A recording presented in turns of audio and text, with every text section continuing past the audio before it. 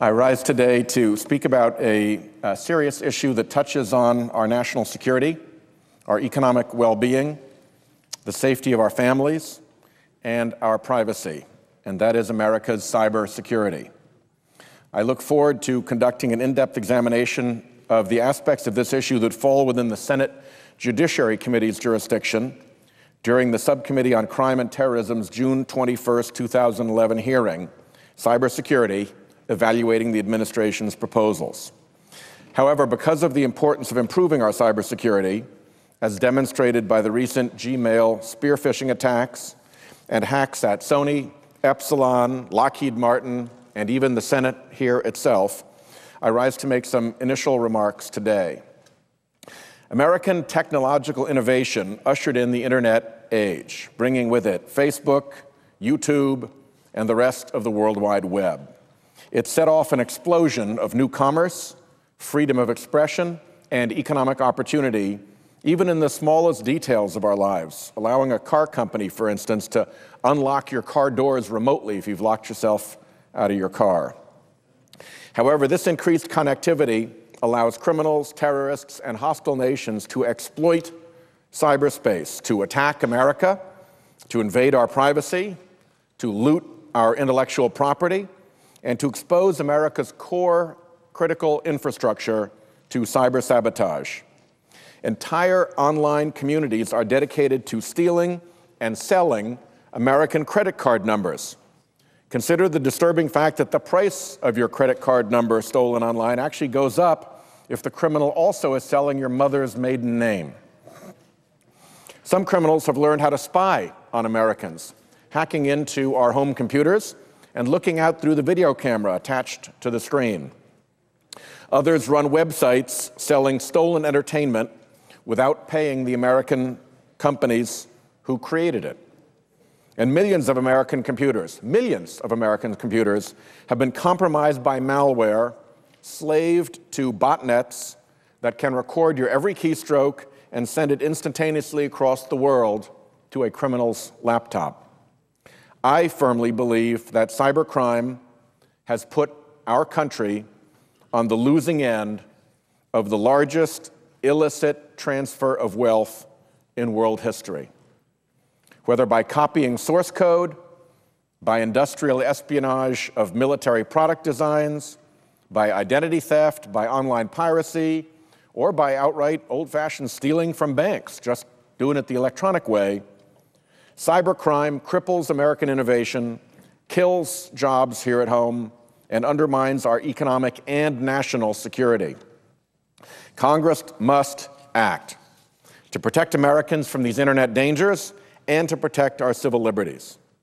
Let me say at the outset, the government must not be allowed to snoop indiscriminately into our online activity, to read our email, or watch us online. There simply is no need for such an invasion of privacy, and we must move forward with that firmly in mind. The Majority Leader has introduced a leadership bill that will be a vehicle for our work. The Commerce Committee, led by Chairman Rockefeller and Ranking Member Snowe, both of whom I had the privilege to serve with on the Intelligence Committee, and the Homeland Security Committee, led by Chairman Lieberman and Ranking Member Collins, reported key bills last year. Chairman Leahy and the Judiciary Committee have reported important legislation on data breach and other issues central to cybersecurity.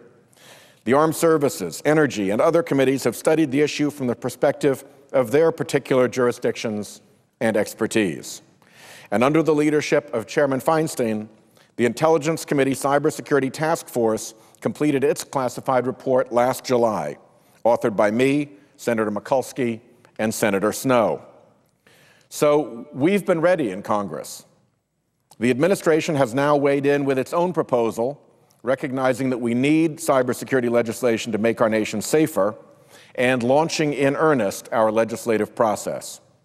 We have hard work ahead to find the best possible solution to this complex and grave challenge to our national and economic security. As we begin, I'd like to flag 5 issues that I believe must be addressed as this legislation goes forward. First, we need to build greater public awareness of cybersecurity threats going forward. What's the problem? The problem is that threat information affecting the .gov and the .mil domains, the government domains, is largely classified.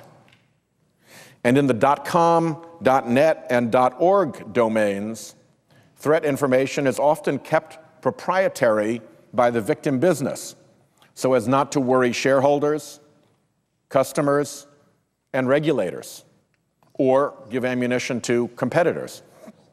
The result is that Americans are left in the dark about the level of danger that is actually out there on the internet. The administration's proposal would require covered businesses to notify customers if their personal information is stolen, expand reporting of cybersecurity threats, and require some public assessments of cyber readiness. I believe more can still be done on these fronts.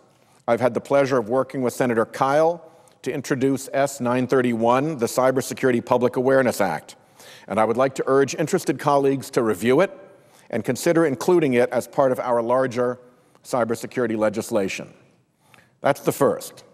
Second, the Senate needs to ensure that we give private industry the tools necessary for self-defense against cyber attacks. Proper sharing among and within industries of cybersecurity threat information is vital. The administration took an important step by recommending, subject to various safeguards, enhanced sharing of cybersecurity threat information by the government with private industry. But we may also need to remove legal impediments that unnecessarily limit the sharing of threat information within industries. And we should be prepared to listen here to the private sector's needs as they set up those areas for safe communication about the cyber threats that they share. Third, our nation does not have basic rules of the road for end users, ISPs, and software and hardware suppliers.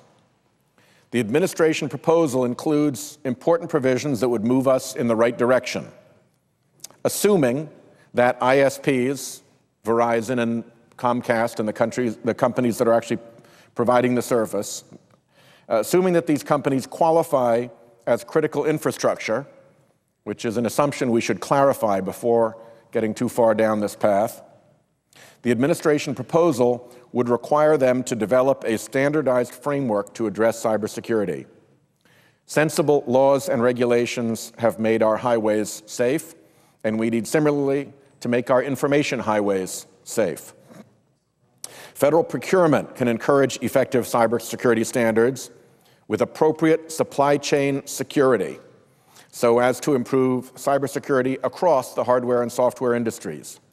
These improvements will benefit the government directly, but it will also improve the security of all products on which businesses and consumers rely.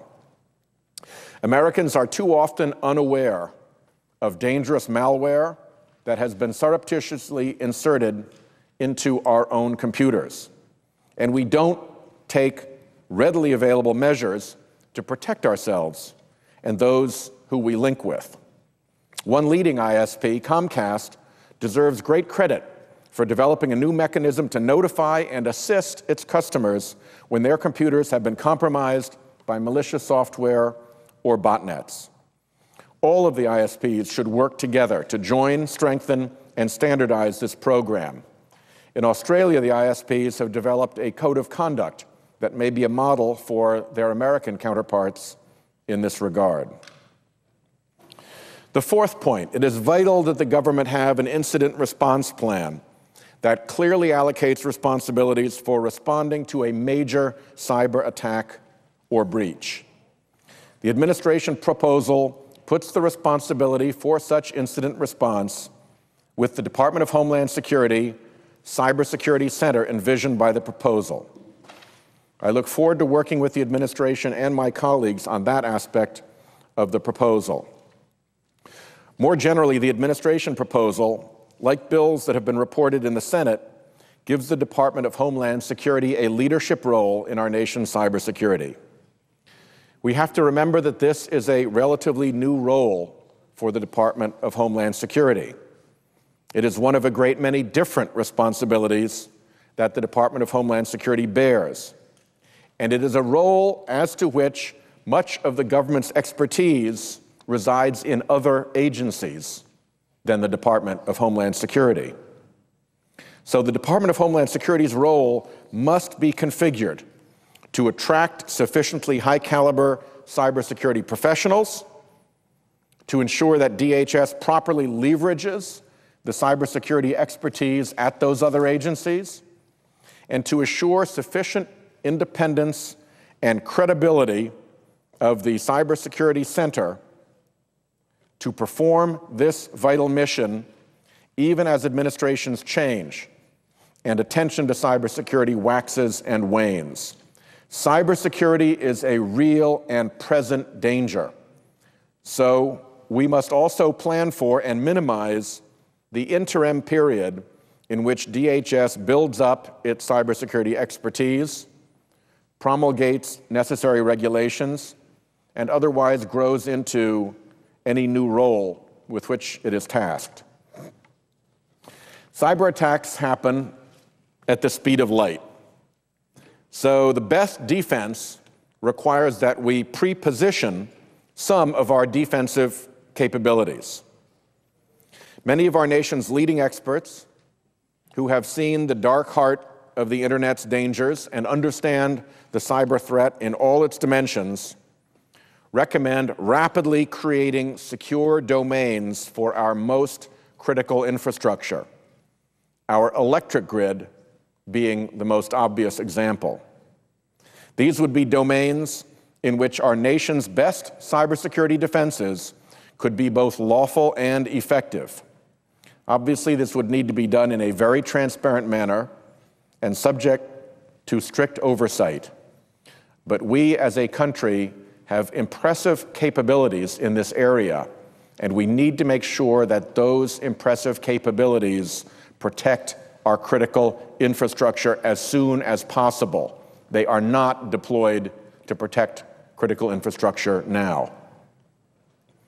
Fifth, countries around the world, including countries that dedicate significant resources to exploiting our cyber vulnerabilities, are working hard to build their cyber workforces, and we must not fall behind.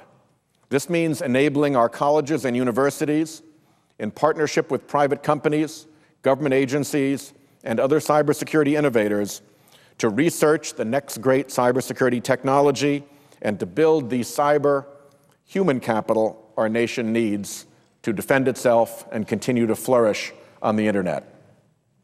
Academic and technological leaders in my home state, such as the University of Rhode Island and Brown University, have been hard at work developing new cybersecurity technologies and strengthening our nation's cyber expertise.